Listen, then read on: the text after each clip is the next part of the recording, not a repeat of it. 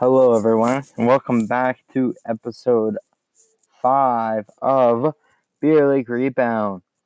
If you have stayed this far listening through 5 episodes, I just want to thank you so much for your continuous support and listening. It's still exciting when I wake up and I see this new viewer, and obviously I'm not getting as much viewers as I did at the beginning, so I got to build up a following. Everyone's excited beginning to watch this stuff, but to the fans who are truly watching my stuff every week I put it out, I thank you so much. I was able to upload last week, which I was so happy about because I had to finish my schooling this week, and it was honestly such a grind. I had to learn a whole new software last week so I could upload onto YouTube, and that was a process on itself. I was up till 4 a.m. last Friday, technically, up till 4 a.m. uploading that. Then I did this whole week of getting ready for exams, and today I wrote my last final. Thank God. Now it's one spring class, and then hopefully back to regular school in fall until this COVID stuff stops. That's if it does happen. So we'll see what happens with that. But just want to say thank you all for sticking by my side and listening to me. Unfortunately, today's episode is looking a little short, and that's because there's not lots of news. I can't say there's no news, but there's not lots of news. Now that I'm done school, I will be able to kind of put a little more time into digging up more news, going in for draft picks, being able to study all them, analyze, and go really in depth with that. So I think that will make it a little fun. But for today's, it won't probably be as long as the other ones, but gonna work with what I got for the time. Sorry, it's not gonna be as long, but there's no news. Gary Bettman didn't want to talk about no COVID hockey this week. It's crazy. They go up and down with it. There'll be news articles out day after day after day about what they're gonna do, and then this past week I haven't heard a thing. I haven't read a thing. It's you know blank. No one knows what's going on. So, but I do want to touch on one thing first, and unfortunately, in Canada, we just had one of the worst shootings ever in history. Um, in Nova Scotia, unfortunately, 22 people have lost their lives, and I just wanted to, you know, remember all the families and the officer. That's absolutely horrible with what happened. You know, Canada, we're a very strong country. We can put up with a lot, and having this pandemic and then that Nova Scotia stuff, it's a very low blow for us right now.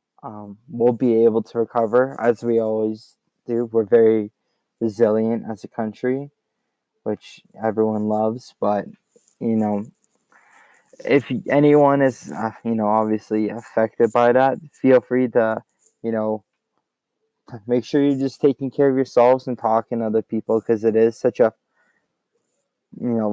sad situation. I'm bad at putting words into it other than just saying it's very sad, and it's no one no one wanted that. Like, you got NHL players that live out in Cold Harbor, like Sidney Crosby and all that, and they're just devastated. And like, I personally can say I've never thought I in my lifetime would see something like this happening in Canada. I personally never thought anything like that would happen. It's absolutely crazy. It's sickening. I feel for those families, and so we'll just kind of get that very sad stuff out of the way first. My heart goes out to Nova Scotia and all the families affected by this. Now, we're going to dive into a little U Sports talk, and I'm very upset with this topic. The University of Lethbridge has decided to come out saying that they're discontinuing their hockey programs, both male and females. Now, folks, if a program is not working out, that is fine. What is not fine is not telling your athletes, your coaches, your staff, none of them, and then you just discontinue the program and you don't inform anyone about it until you decide to make an article. What is going on, Lethbridge? That we're already having problems with lost jobs and everything else right now. This is, these university teams had some kind of hope at having something, and like I said, if you're going to discontinue it, but don't lay on 50 plus people thinking something's going to happen next year and nothing at all now is going to happen. That is, that's unreal. Now all those athletes are scrambling right now to find other schools that might recruit them on in a goddamn pandemic. Like, this is how some of these kids are able to go to school and get their schooling, is through playing sports and playing hockey, and you strip that away. Now, I understand it's very tough times, and I don't know what's all going on with your guys' finances, but come on. You're professionals, and you guys just let down how many people? That is ridiculous. And you guys, I am lost at words for it. I really am.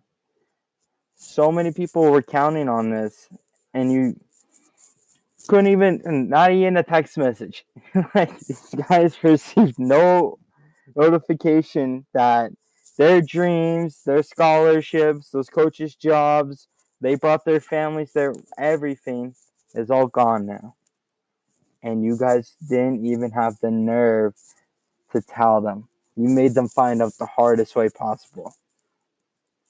So, not cool on UofL for that. Like I said, clearly I'm very disappointed by this. U Sports doesn't get enough recognition, in my opinion. It's the best university hockey in Canada you're going to watch. I know it's not NCAA. We don't live in the States, so we're not having many people there. So cut us some breaks. We produce how many top Canadian athletes every single year, and they all go and play in the States, and the States get the credit for it? Nope. Those are our players. So now I'm done ranting about that. I think U Sports should get more recognition, and I think what UofL did is a total joke. I can't believe that actually happened. So now on to the next topic. Like I said, I don't have lots of news. We'll kind of fill in stuff in between, but the next topic I want to talk about is Dusting Byfuglien leaving Winnipeg. Well, his contract's like everyone. Byfuglien's done with Winnipeg. Winnipeg is done with Byfuglien, and you know what? I think we all saw this at like the halfway point of the season when he wasn't even making an effort to come back. I think he's personally just done with playing for Winnipeg. I don't know if he'll play anymore.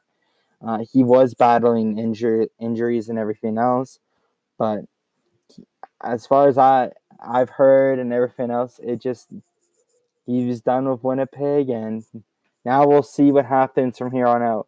But I also heard that he's still living in Manitoba, so I'm guessing he's a big Manitoba fan now, and maybe he's just enjoying the prairie life out there. Not really much to enjoy, but I mean, maybe he's just making the most of it and having some fun. So just had to touch on that because I thought that was very, very interesting. The fact that we all saw this coming from the very get-go, except for my brother. Sorry, Josh, but you had Dusting Byfuglien coming back, which I don't know why you would, but we won't get into that.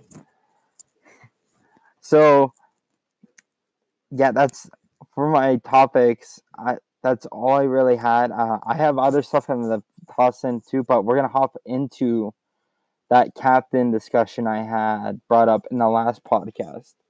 So last podcast, I asked for people to send me who their favorite top 5 captains were from the past 20 years, from 2000 to 2020. And the reason why I did that, Wayne Gretzky played his last game in 1999. So I you couldn't use the great one as your top 5 captain from 2000 to 2020 because he didn't play in 2000. And I thought that was a good sneaky way because I had a lot of people saying Wayne Gretzky, and then I was like, oh, he's 99. He doesn't qualify for my top 5 for the last 20 years. So I'm gonna start from 5 and work my way down because I feel like I always start with number 1. So I'm gonna give it a nice little change up. So number 5, we got the young guns, Edmonton Oilers. I like the rag on the kid, but let's be honest, he's unreal. Connor McDavid. Now, he has proved me wrong, and I'm going to go on a little story here. When McDavid was first announced as captain for the Oilers, I laughed. I personally laughed. I was like, there's no way this young kid is going to be able to tell grown men, well, like 10 years older than him what to do or how to. I just didn't see it working. I personally didn't see McDavid being able to step in as a true leader and take on that role. Boy, was I wrong. And there's a reason why he's in the NHL and I'm not.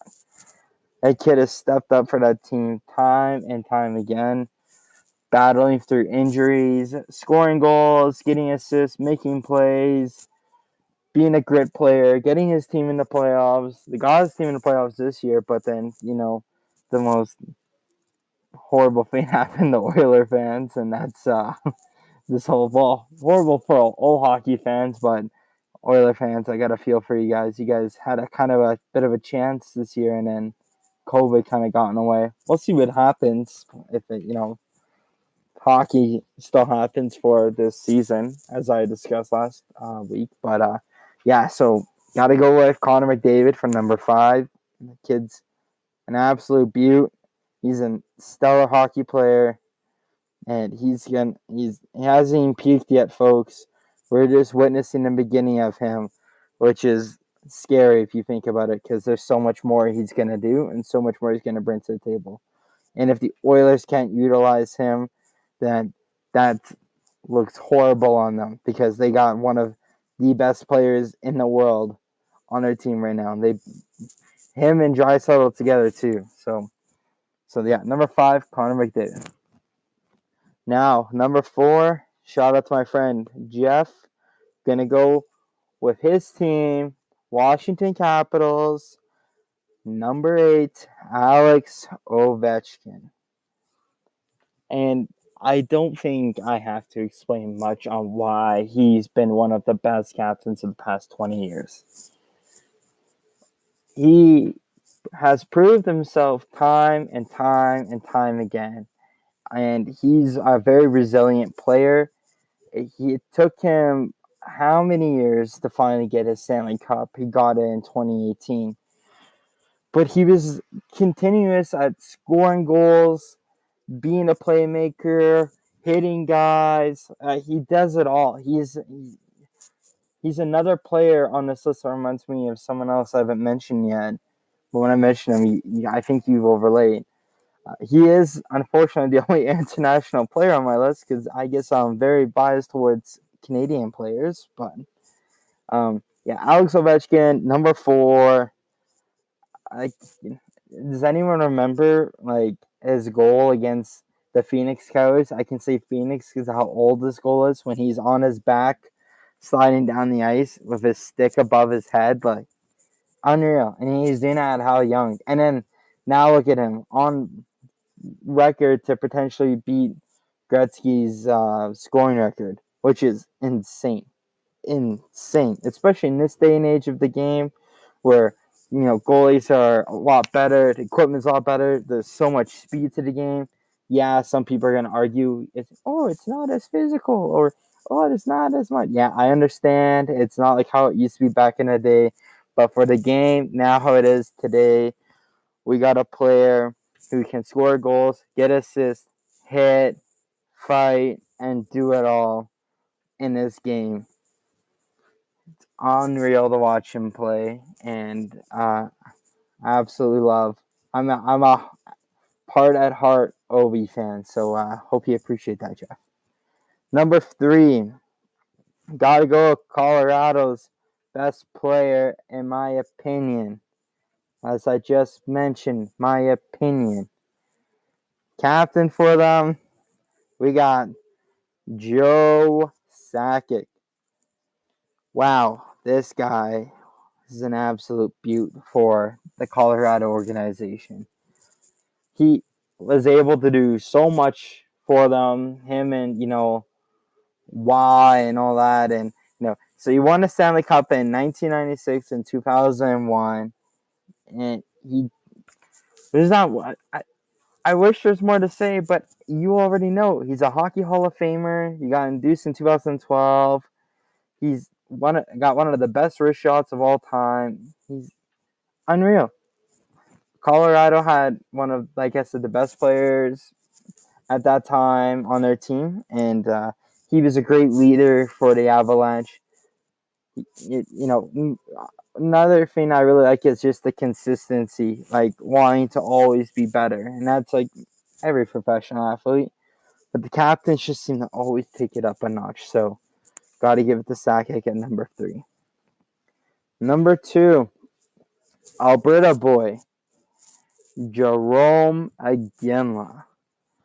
Now, folks, this is a guy who absolutely deserves a Stanley Cup. It actually hurts my heart knowing that Jarome Iginla is walking down the streets without a cup. Oh, poor guy. He absolutely deserves it. We got robbed of it in 2004. Puck was across the line. I won't get into that topic, but we all know it was in. But Jarome Iginla, you got a goal scorer, a guy who gets assists, a guy who fights, a guy who does it all. And this guy also has one of the best assists in the world for the 2010 Vancouver Olympic goal. He's won 2 Olympic gold medals, and then he's also won gold in the World Junior Championship, World Cup, and World Championship. So, yeah, Jarome Iginla, just, I was so happy when his number got put up into the rafts too. It's just like, it was just nice to know he retired from Calgary. But man, I really wish he was able to get a cup of when he went on those like Pittsburgh, Boston, Colorado, and Los Angeles tears, when he was just hopping around to try and make that dream work. I wish he could have got that cup during that time. That would have been so sick. Like I said, and he deserves it as well. But yeah, Jarome Iginla, he's one of your favorite Calgary Flame players of all time. And nothing else better than him being from Edmonton and everyone from Calgary loving him. How funny is that? I think that's hilarious still to this day. So now, folks, got my number 1. And we should have all known this was going to be my number 1. I talk about this guy a lot.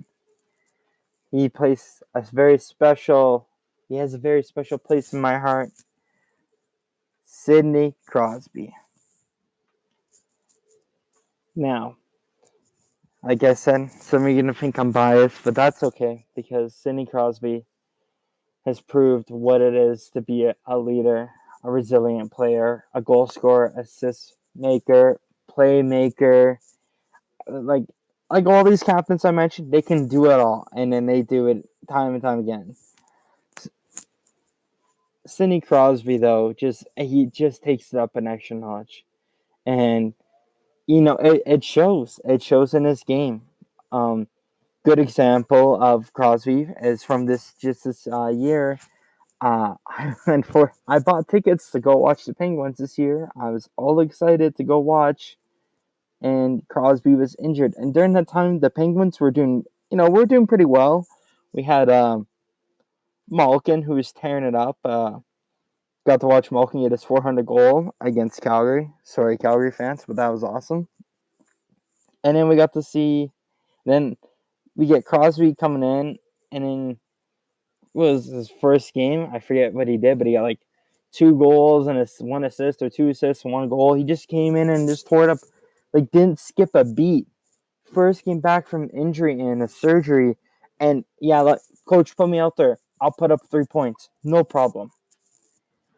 It's in his blood to score. It's in his blood to generate great plays. And yeah, not only is he just a great player, he's a great captain, because it's demonstrated for years. He won it for his first Stanley Cup in 2009, and back-to-back champions in 16 and 17.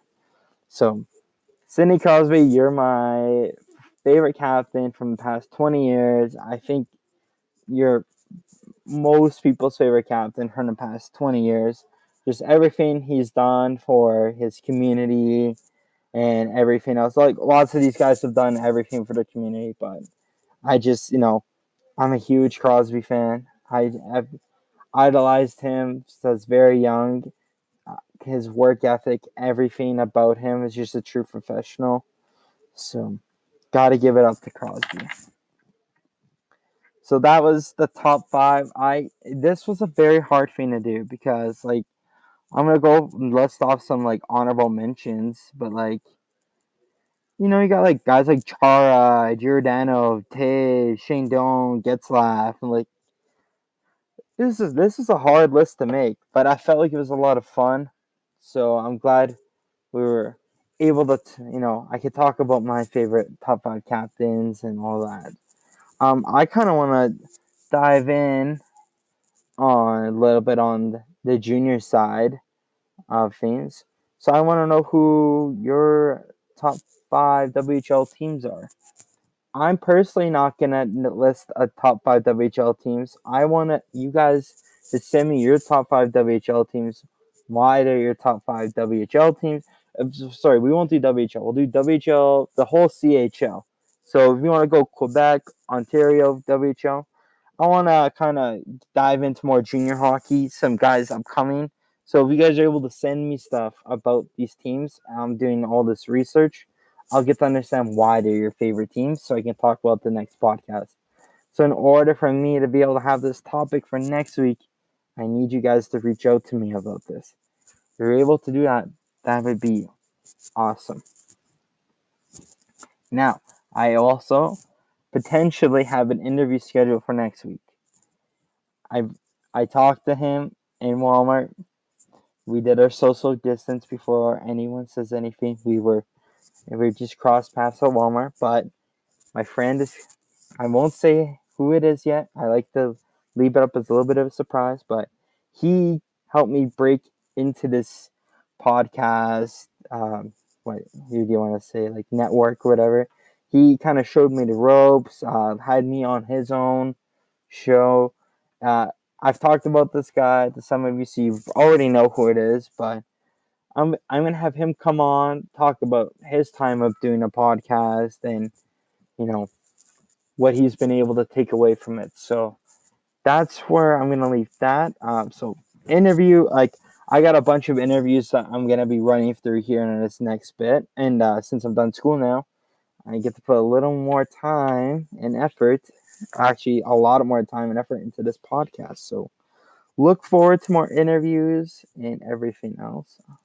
But yeah, this is gonna wrap up today's episode. I know it's a little shorter, by 5 minutes than my usual. I'm sorry, just I didn't have enough news to talk about.